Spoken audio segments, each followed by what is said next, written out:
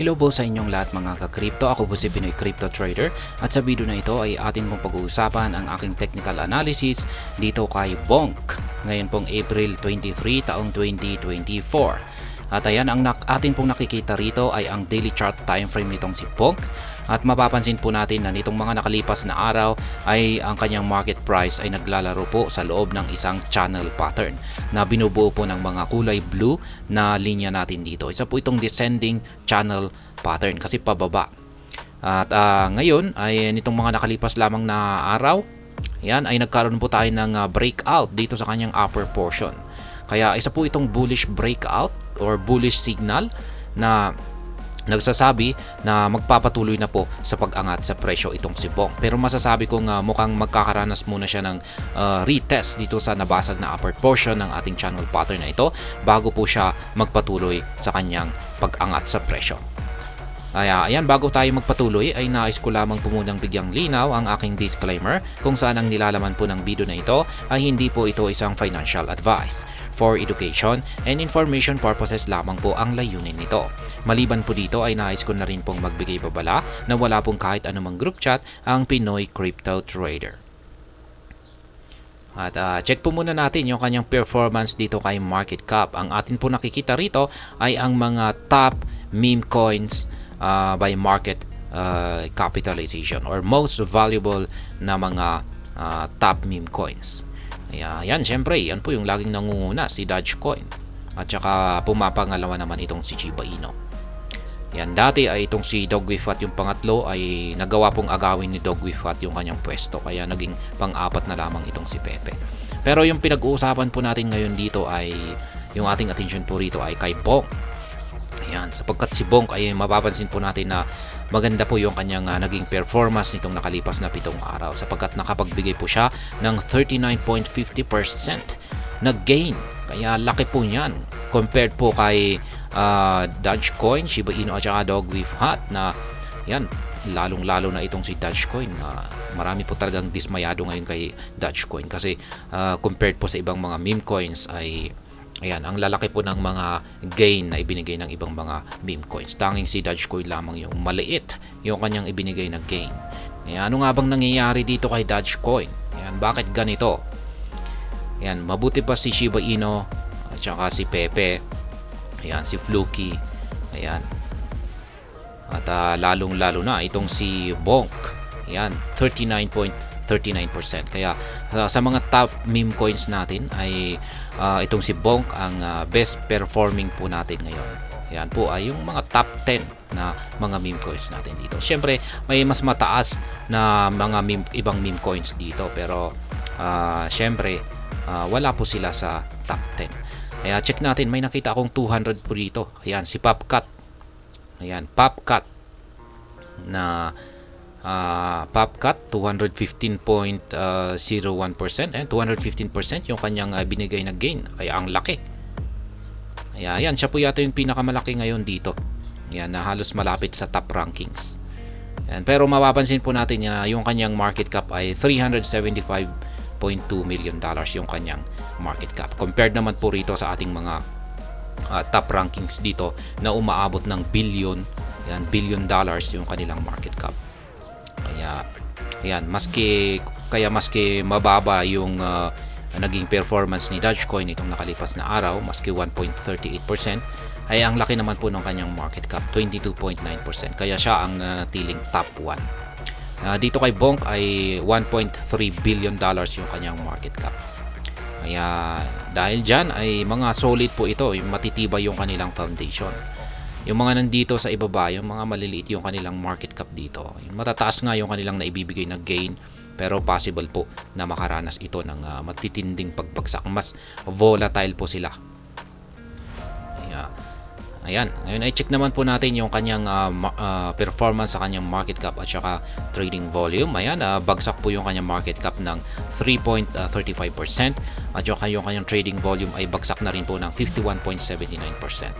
Kaya yan, ibig sabihin ay nanghihina yung mga buyers natin dito kay Bonk. Kaya yan po yung aking naging basihan kung bakit ko nasabi na posible pong makakaranas muna ng retest. Yan, itong si Bonk yan, susubukan niyang i-retest yung nabasag na upper portion ng ating channel pattern dito. Ayan, i-retest po niya yan. Ngayon, i-check naman po natin yung kanyang official X account para check po natin kung ano yung kanilang latest na tweet rito. Ayan po, meron. Last 3 hours ago po yan. Bonk is now available on Revolution Top. Users in the EU and other eligible countries can now trade in app along with a learn and earn program starting on April 29. Kaya ayan, available na po siya na pwede na pong ma-trade itong si Bonk dito sa Revolution Top. Yan, pero karamihan po ng mga users dito ay sa bansang Europe. Moonwalk Fitness. Yan, the Dubai sponsored game winners have been finalized in peak. Head to the game page and claim your earnings. Ayan, natapos na daw po yung Dubai sponsored game. Kaya kung ikaw po ay nakisali rito at isa ka po sa mga pinalad na nanalo, ayan, pwede na raw po ninyong i-claim yung inyong earnings or rewards sa kanyang sa game page. Ayan, sa game page nito. Last 11 hours, ayan, memes you say, sabi rito. And when we say memes, we specifically mean, what do we mean? You tell us. Ayan, sa Titanic po yata ito. Ayan po si ayan yung nakalimutan ko na.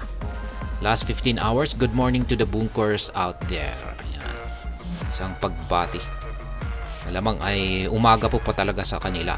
Tapos sa atin ay tanghali na po.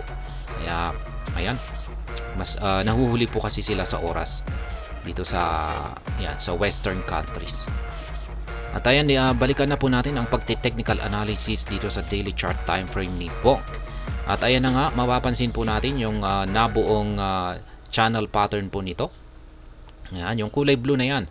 Nag-umpisa pa po yan dito noong nagkaroon siya ng rejection dito noong mga March 4 at March 5. Kaya ayan, unti-unti po siyang bumabagsak kasi siya po ay naglalaro dito sa descending channel pattern natin dito. At ngayon, kapag nakakita po tayo ng descending channel pattern na ganito, ay yung inaasahan po natin dito na magaganap na breakout ay dito sa upper portion nito. Katulad po ng nangyari ngayon dito. At kung nangyari po ito ay yung projection po natin dito, price projection po natin dito, ay aakyatin po niya ang mataas na presyo. At possible po na umabot po siya hanggang dito sa 40 digits 4809 or 40 digits 4281. Ayan, yung dalawang presyo na ito ang posible po niyang akyatin dulot ng breakout dito.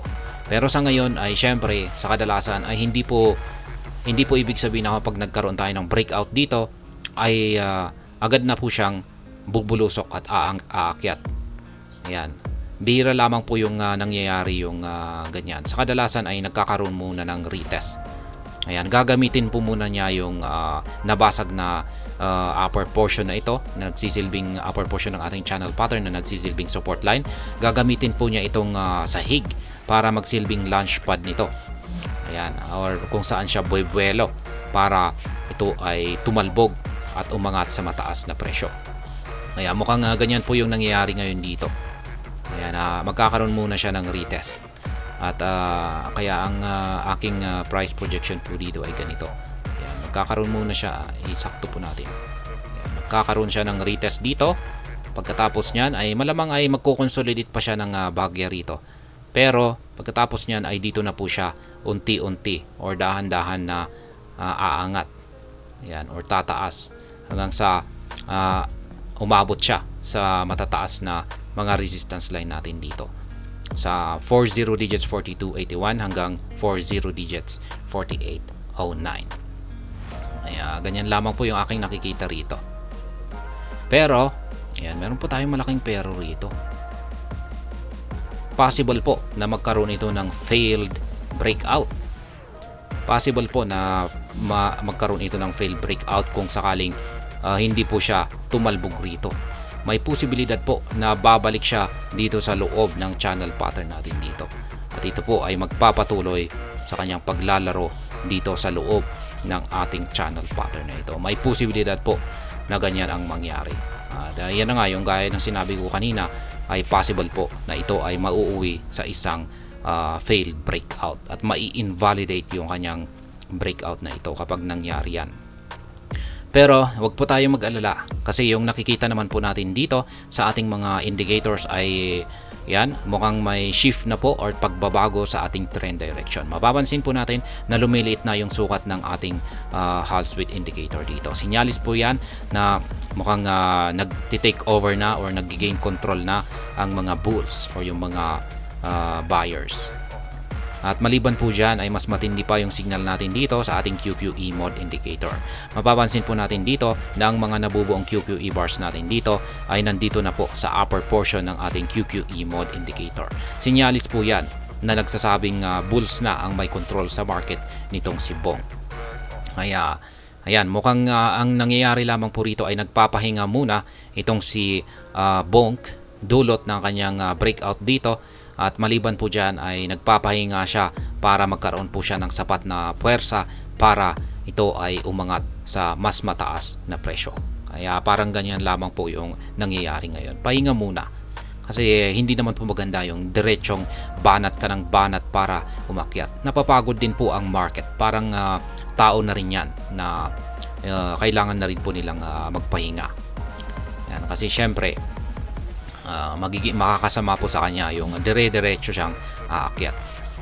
Kaya ayan, bigyan po muna natin siya ng mga ilang panahon para ayan, ilang araw lamang po siguro para at least makahinga lamang ng malalim at magkaroon ng sapat na pahinga bago niya tahakin ang mataas na price target natin dito.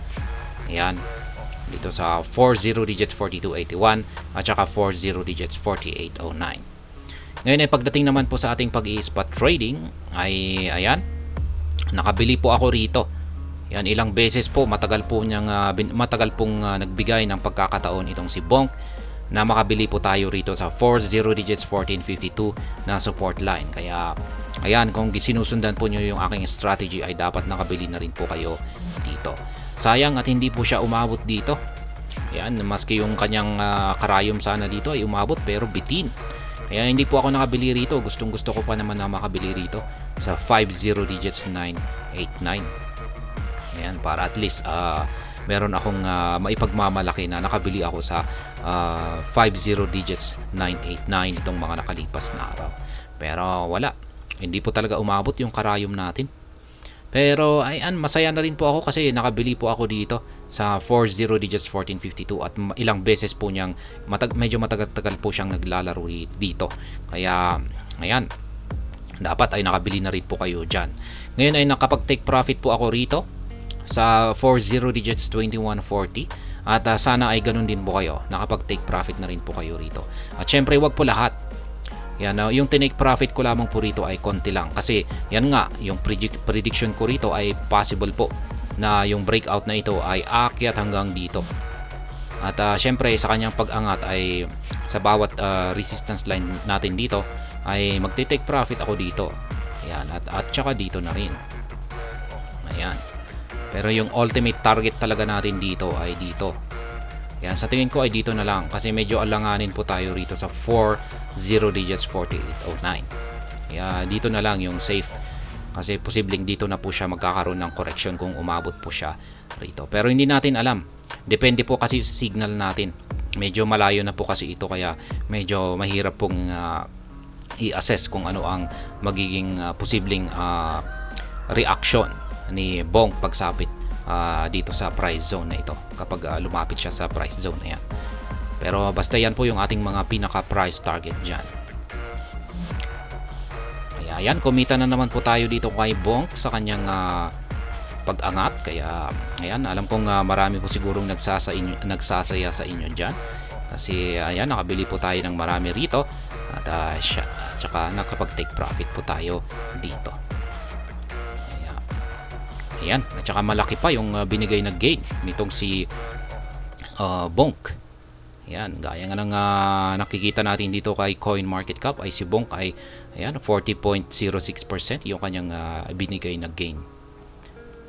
Ayan, maraming nagsasaya ngayon na traders o saka holders ni Bonk. At ayan po ang aking technical analysis update sa araw na ito dito kay Bonk. At hanggang dito na lamang po tayo sa video na ito mga ka-crypto. Sana po ay inyong nagustuhan ang aking paliwanag sa video na ito. Kung inyo po itong nagustuhan ay pakiclick lamang po ang like button nito. Para naman po sa mga bago lamang dito, kayo po ay aking inaanyayahan para mag-subscribe. Pakiclick na rin po ang bell icon nito dahil ito po ang siyang magsisilbing notification nito sa mga bago kong videos na akin pong ina-upload sa aking YouTube channel na ito. Marami pong salamat sa panonood. Ingat po tayo lagi at God bless po sa ating lahat.